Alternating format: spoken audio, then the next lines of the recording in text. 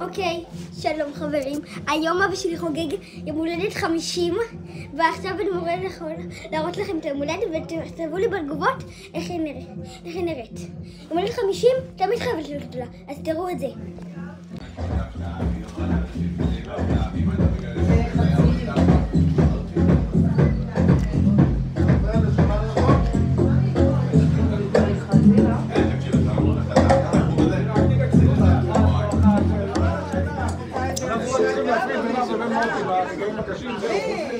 כזה מפעם. יש לה את המוסטקים שידברו לה. קיצור טוב, אני אגיע הביתה לספר.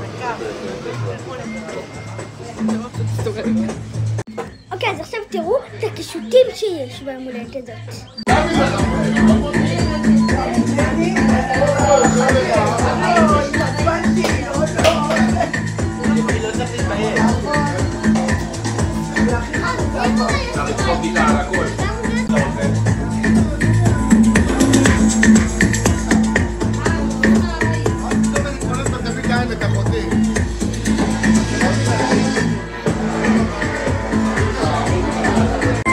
אוקיי, אני לא יודעת אם אתם שמעו אותי, אבל זה הייתה יום הולדת, ותרשמו מה אתם חושבים עליה בתגובות.